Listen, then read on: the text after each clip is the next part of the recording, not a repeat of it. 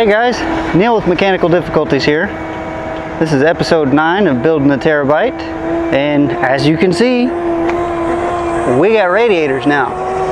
So, let me tell you a little bit about what we've done so far. So we've got the engine radiator back here in the back, the secondary radiator for the inverter, and the transcooler down here at the bottom. Now this is more or less the way that it was in the Tahoe. It's just in a not as wide of a package. It's a little thicker. Now it's not all bolted in here completely. As you can see, that wobbles around, this wobbles around because I haven't gotten the bottoms bolted down yet. I've got a plan for this one. Don't quite have a plan for this one yet, but I'll figure it out. Inside the car, did a little bit of cleanup and a little bit of prep work for hopefully getting it started at some point. Probably not soon, but we'll figure something out. Got the battery temporarily put where it's going to go, and got the cable somewhat hooked up. We've also got the cable covers and the service disconnect that came in last week.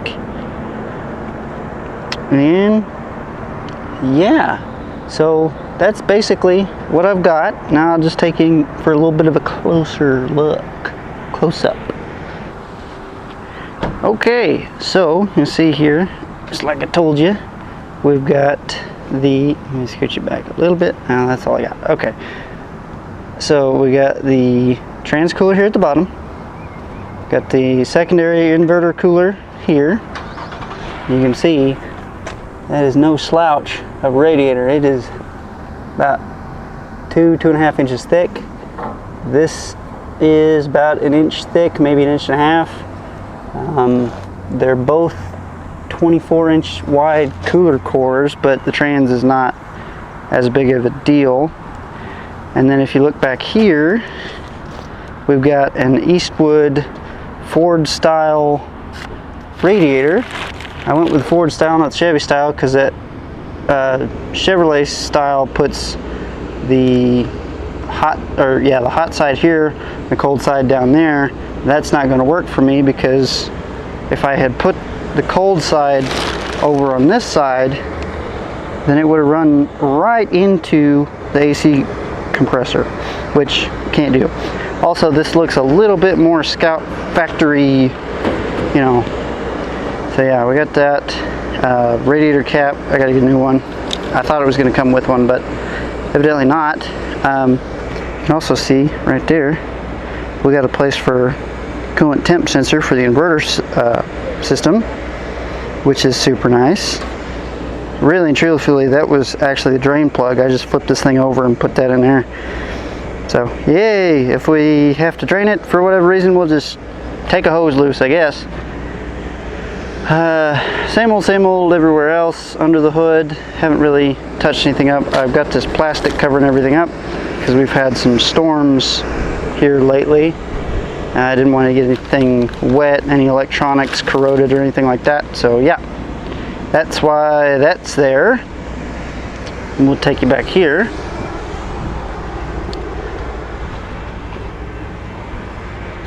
So looking back here, you can see that there's a lot less parts. Got the second row seat moved out of the way, and everything kind of divided up. And now we've got the battery sitting above where it's going to be permanently, because I don't want to start cutting just yet. Still trying to figure out the logistics of making it work, putting this down there. But for now, this is where it's going to sit for the first test drive, and stuff like that. Oh, let me see. All right. So this piece here is the cable cover bracket. It goes over the wires. It's got a little connector that plugs in there to make sure that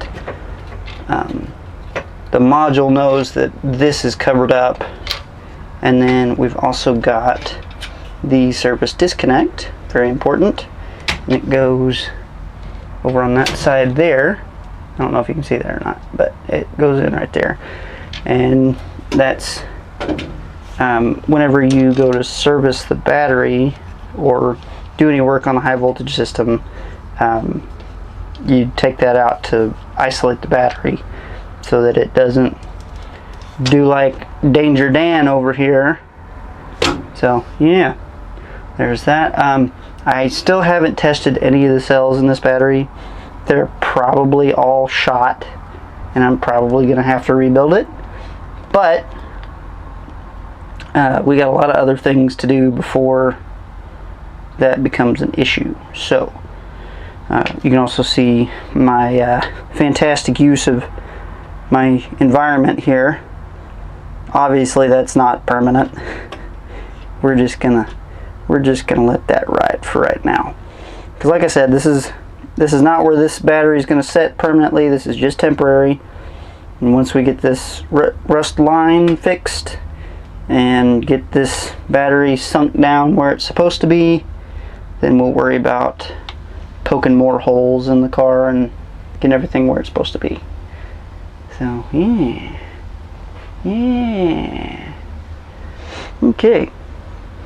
And really and truthfully, it feels like I've done a lot more work than that, but that's about all I got.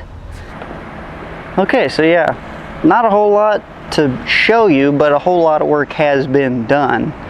Like I said, this is still not quite finished. This was a lot of fabrication, making sure everything worked.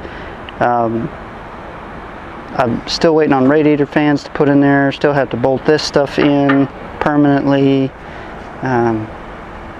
Make it look a little bit nicer. Still got to bend these hoses or these pipes out so I can run hoses to it without it hitting the core support. Other than that, that's pretty much handled. I had the grill on there measuring after I put everything in to make sure that we have room for a condenser for the AC, which we do, thank God. And should be good to go when we get to that point. So that's good. The battery is where it's going to be for now, and once we get most everything else done, we'll test the hybrid battery cells, see if they're in good working condition. Hopefully they are, probably not though, and if we need them, we'll order them. If not, then we'll just run it. We'll have a grand old time. So yeah, that's all I got for you today, guys. Thanks everybody for watching. If you're interested, like, subscribe, follow, share it, hit the bell icon, do whatever it is you want to do. Keep coming back, we'll keep filming. Deuces!